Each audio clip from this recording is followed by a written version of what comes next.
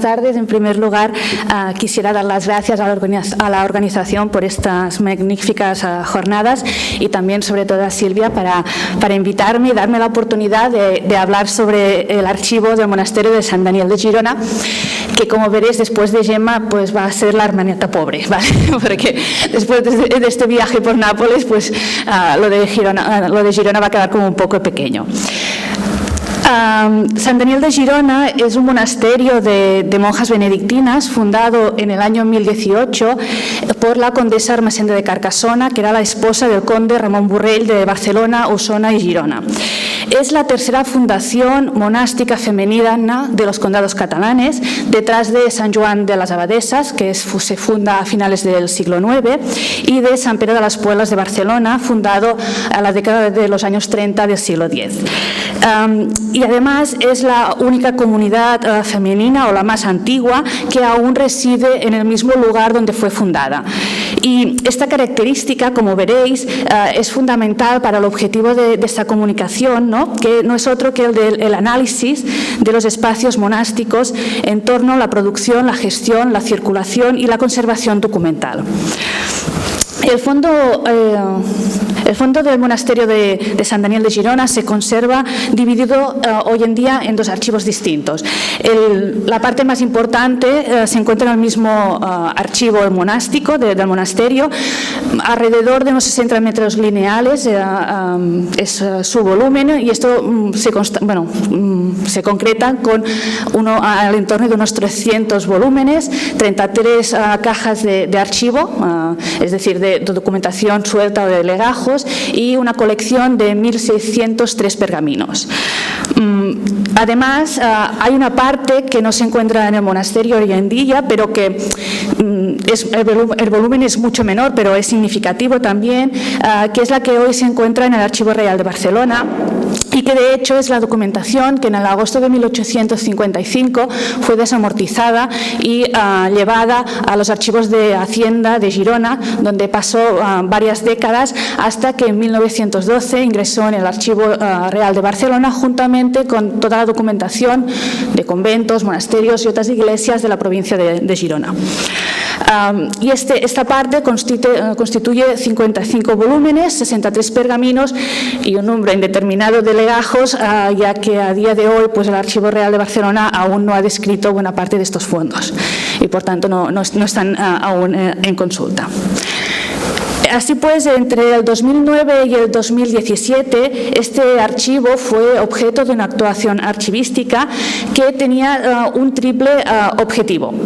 En primer lugar, se quería identificar, organizar, clasificar y describir toda la documentación del fondo monástico,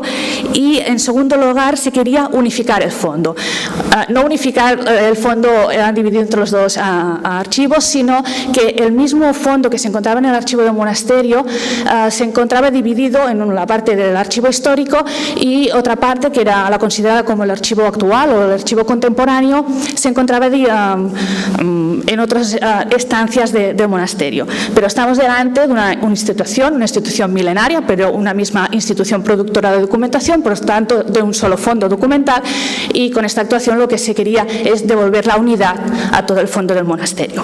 Además, el tercer objetivo era devolver, en la medida de lo posible, el orden original a la documentación, pues se encontraba, como habéis podido deducir, ¿no?, en el principio, dividida por formatos de soporte, es decir, los pergaminos por una banda, por un lado, perdón, los legajos, la documentación suelta por otro, y los volúmenes por otro. Y esta división además se añadía el hecho que estaba clasificada por tipologías documentales, es decir, los documentos de contabilidad, los libros de contabilidad, indistintamente de qué función hubiera provocado ese documento de contabilidad, pues todos juntos, los capreos por otro, etcétera. Además del orden cronológico, que es, el más utilizado, y que de hecho esto es producto de una actuación que hubo a mediados del siglo XX, pero que encontramos en muchos de nuestros archivos desde el siglo XIX-XX, donde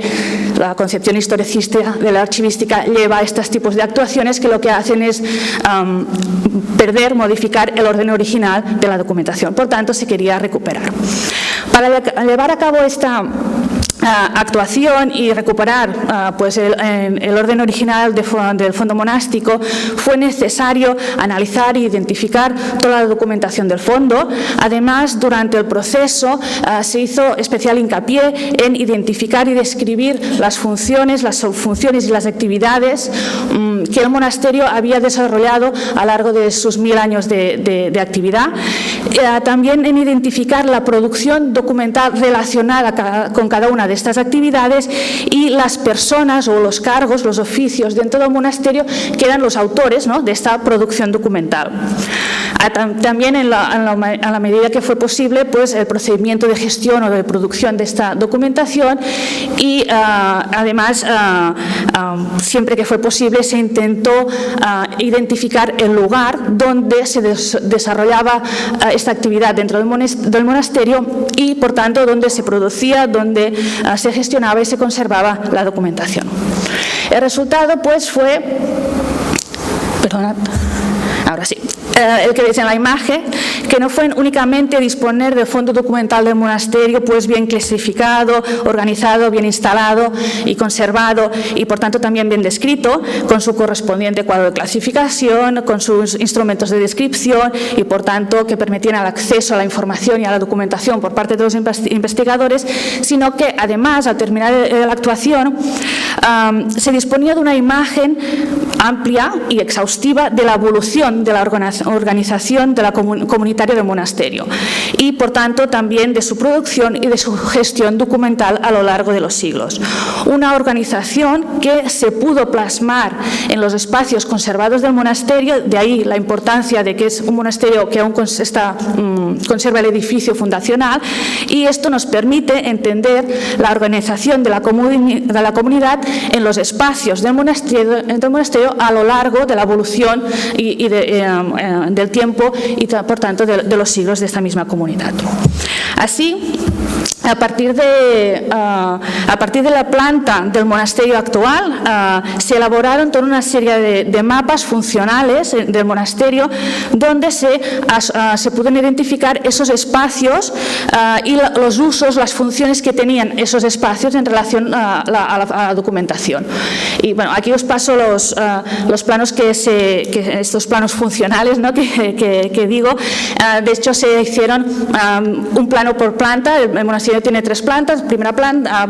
baja, primera planta y en algunos módulos también segunda planta. Se hicieron 3 planos por el siglo XVII y XVIII y 3 más pues, por el siglo XIX hasta inicios del XXI, que son, pues aquí tenemos las 3 plantas del XVII y XVIII y las siguientes son las plantas del XIX hasta inicios del XXI. No se pudo ir más atrás de inicios del XVII porque las posibilidades del fondo no lo permitieron. Pues para hacer estos planos y poder analizar las funciones de los espacios del monasterio, la información se saca de los libros económicos. Y sabemos que los libros de procura, la serie en sí empezaba a la primera mitad del siglo XIV, pero no nos han llegado, estos libros se han perdido la mayoría. Los primeros que se conservan son de finales del siglo XVI, pero de una forma seriada a partir del siglo XVII. Por eso pues, los planos empiezan a partir del siglo XVII. En todo caso, con toda la información extraída de la documentación y con la elaboración de estos planos, se pudo reseguir la evolución del archivo monástico y también identificar los espacios de producción, de gestión, de uso y de circulación de la documentación dentro del monasterio. ¿Y cuáles son estos orígenes, ¿no?, del archivo de San Daniel? Pues verdaderamente sabemos muy poco de los primeros siglos del archivo. Sus orígenes no debieron diferir mucho de la mayoría de fondos monásticos que son más conocidos y por tanto se debían formar como resultado de la acumulación de la documentación producida por la comunidad en el desarrollo de sus actividades desde el momento que fue fundada. En esta cronología, pues en soporte y pergamino y seguramente conservada en alguna arca de madera con llave y en algún lugar resguardado dentro de los espacios comunitarios. Por ejemplo, la doctora Jornet, pues, por Santa Clara de Barcelona, en el año 1337 ha podido documentar 2 cajas conservadas en el dormitorio común de la comunidad, una para el documento de las cartas, es decir, lo que sería la caja del archivo, y otra para los caudales, es decir, que en catalán se identifica como la caja de las almoinas. En el caso de San Daniel nos tenemos que esperar hasta finales del siglo XV para encontrar la primera referencia al archivo monástico. Y esta es una representación que me gusta mucho, en la que vemos esta posible caja, ¿no? Que vemos los pergaminos por una banda, luego la caja del archivo y también la parte de los caudales, ¿no? Con la representación de las monedas. En el caso de San Daniel nos tenemos que esperar hasta 1490, en una de las primeras visitas de la Congregación Claustral Benedictina, en que se hace cada 3 años en los monasterios de la congregación, y en esta visita de 1490 el visitador pregunta a la abadesa si los cabreos, las cartas y los otros instrumentos del monasterio se encuentran en buena custodia y bien conservados, a lo que la abadesa responde que los cabreos y los otros instrumentos están bien guardados en una caja en la casa de la abadía. Con lo cual podemos identificar para 1490 que el archivo se encontraba en este espacio del monasterio, en las dependencias propias de la abadesa, o sea, la abadía. Aparte de poderlo situar, esta referencia nos da una visión de cómo se encontraba el archivo en ese momento, puesto que si cabe en una caja, seguramente estamos hablando de un volumen reducido, que no debía precisar de una figura de custodia y gestión explícita, porque está en las dependencias de la abadesa, por tanto está a cargo de esta, ni de un espacio, de un mueble, ¿no? Determinado por su conservación, porque está simplemente en una caja, ¿no?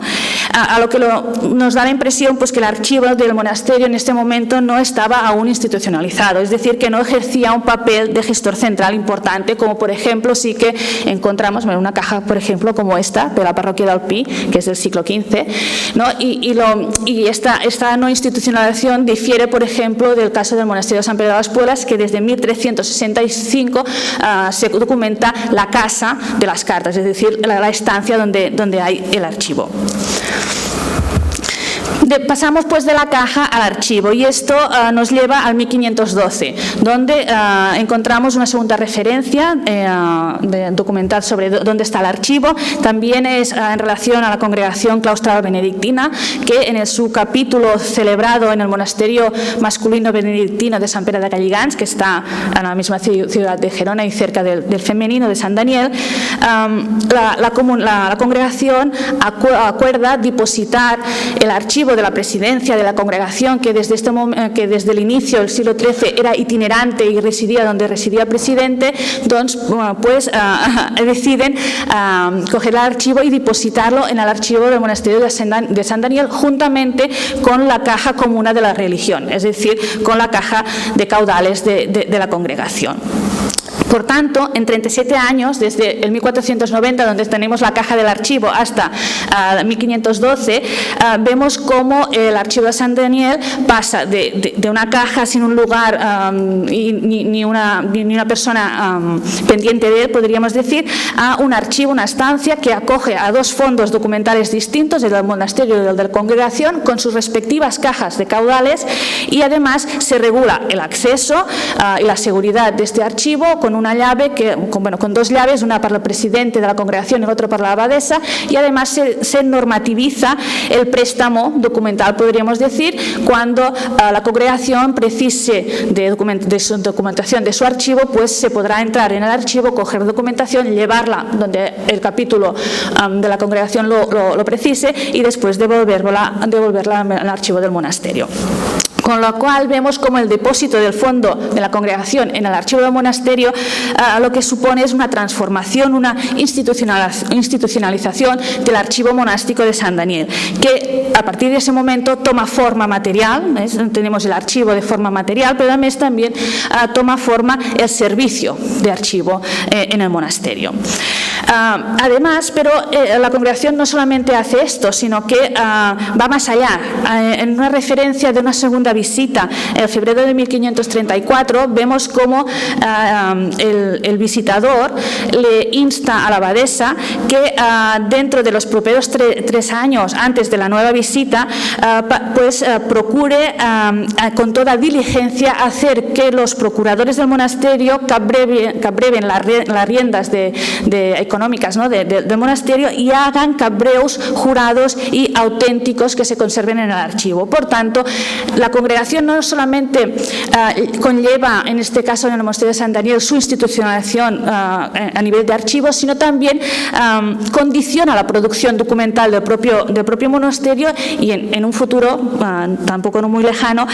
determinando la creación de documentos, pero también más adelante la eliminación de determinada documentación del monasterio. Pero si nos hemos de referir a influencias externas que modifican la presencia o la forma del archivo de San Daniel, seguramente tendremos que ir a buscarlo en el Concilio de Trento. Trento no legisló propiamente sobre archivos, aunque esto se dice reiteradamente, no legisló sobre archivos y mucho menos sobre archivos monásticos, pero sí que lo hizo sobre la vida monástica femenina y así estableció las bases de una nueva organización monacal distinta a la que en este momento se estaba llevando a cabo en los distintos órdenes y congregaciones femeninas. Fueron las órdenes y las congregaciones las que recibieron el encargo del concilio de traducir estas disposiciones conciliares y adaptarlas por su aplicación en cada uno de los monasterios o conventos dependientes de estas órdenes y congregaciones. Y en el caso de las benedictinas de Cataluña, fue la congregación claustral benedictina la que llevó a término esta traducción, esta traslación, ¿no?, y lo hizo con la publicación de estas ordinacions pels monestirs de les religioses de l'Orde de Sant Benet, de la provincia de Tarragona, que datan de 1615. Unas ordinaciones que regulan la vida monástica de los monasterios femeninos de la congregación y que además tienen un brevísimo, porque es media plana, capítulo sobre el archivo y las archiveras, en donde la principal novedad está en que fija y define la doble figura de responsabilidad y custodia del archivo, que son las monjas archiveras. En este caso se indica, ¿no?, que tienen que ser dos, que una debe ser una monja mayor, es decir, de más de 25 años de profesión, por tanto una monja que seguramente pertenecía al consejo de la abadesa y que debía, seguramente por los años, debía disponer de un cargo como el de sagristana, el de priora o uno de los cargos importantes del monasterio, y una segunda archivera que como mínimo tenía que ser profesa, como mínimo. Pero estas dos se estipula que tienen que estar formadas, que tienen que tener conocimiento sobre escrituras, que tienen que saber identificar las actas y, sobre todo, esto es muy interesante, tienen que conocer las antigüedades de la casa. Es decir, que además se las atribuye la responsabilidad de la custodia memorística de la propia comunidad. Entre las funciones que se detallan en este brevísimo capítulo encontramos las de arreglar el archivo, las de ordenar las escrituras e instalarlas en cajones y armarios adecuados con sus respectivos títulos, a funciones que ejercemos hoy en día cualquier archivero o archivera y que entre ellas encontramos en falta, por ejemplo, la función de descripción. Seguramente que esta función pues debía estar externalizada en una misma referencia que nos dicen en este mismo capítulo, que son los notarios archiveros que cada monasterio tiene, por lo cual si las monjas hacen todas las otras funciones, seguramente que al notario pues le tocaba la descripción. En todo caso, estas ordinaciones, con estas ordinaciones lo que hace la congregación es aprovechar que tiene que trasladar, ¿no?, las normativas conciliares de la nueva vida monástica para legislar y normativizar costumbres, tradiciones y actividades que se debían veniendo haciendo, ¿no?, en el monasterio seguramente desde época medieval. Por tanto, que formaban parte de la consuetud, de la costumbre dentro del monasterio y que en este momento pues se ponen escritas y se legislan. Pero El principal cambio que supone Trento en materia de archivo y gestión documental es consecuencia directa, a mi entender, de la imposición de la clausura en los modelos de vida monástica y religiosa femenina. No solamente hay una nueva producción documental, porque hay unas nuevas funciones relacionadas con la clausura, como por ejemplo las licencias para salir o las conductas anuales para los médicos, para los procuradores, para poder entrar dentro de la clausura, o los desapropios de las monjas, sino que además la clausura condiciona la vida de la comunidad, ¿no? Y esta es se ve especialmente reflejada en los espacios, en su uso y en el uso circulatorio de los espacios dentro del monasterio. Y San Daniel en este caso es un buen ejemplo de ello. El aislamiento de las monjas dentro de los muros del monasterio obliga a establecer puntos de comunicación controlada con el exterior. Es decir, dentro de la impermeabilidad que suponen los muros de clausura, hay unos espacios donde esta impermeabilidad se vuelve más porosa, se hace más permeable entre interior y exterior. Estos puntos son básicamente tres: la puerta de entrada del monasterio, la iglesia y los locutorios. Son espacios, como podéis ver, reducidos, no muy distantes entre ellos, donde se concentra buena parte de la actividad comunitaria y, consecuentemente, también de la producción, de la gestión, del uso y de la conservación de la documentación monástica. Que además, si los ponemos en el plano de San Daniel, con esta foto que tenemos de 1877, vemos cómo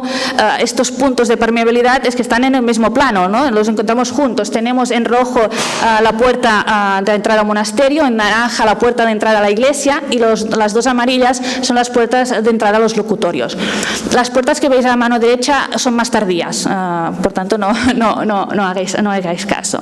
En todo caso, la primera referencia de la localización del archivo, la de 1490, no situaba el archivo en las dependencias de la abadesa, en la abadía, y cerca, por tanto, de la puerta de entrada del monasterio. Y la segunda referencia, que tenemos que esperar más de 200 años, es de 1735 y sabemos que era en una primera planta, debajo del tejado, al lado del presbiterio, y quedaban los claustros, con lo cual, con esta referencia, sabemos la única localización posible es la que veis en pantalla. Aunque puede parecer que esta segunda localización es muy interna dentro de los espacios del monasterio, es todo lo externa que puede ser, ¿no? Porque después ya tenemos la iglesia. En todo caso, es una situación estratégica que localiza y focaliza los espacios monásticos donde se produce, donde se usa y donde se requiere la documentación del monasterio durante la administración del mismo. En esta área podemos localizar 4 espacios principales, ¿no? de esta producción, de esta gestión documental. En primer lugar, encontramos el archivo monástico, ¿no? Que es donde se conserva la documentación, pero también encontramos la casa de la priora, que la tenemos aquí arriba, perdonad, aquí arriba, y que de hecho son las estancias particulares de la priora, que están encima de la iglesia y que se acceden a través de una, bueno, aquí tenemos las estancias de la abadía que están enfrentadas, y aquí tenemos, y que se acceden a través, estas estancias de la priora se acceden a través de la puerta que veis al fondo, a ver si se ve, sí, esta puerta de aquí, blanca, que son donde hay las escaleras para acceder a su casa. Esta puerta está al lado de esta otra puerta, que es la puerta de acceso a los espacios del archivo, es decir, lado por lado. ¿Y por qué es esto importante? Porque la priora en San Daniel siempre es la primera archivera.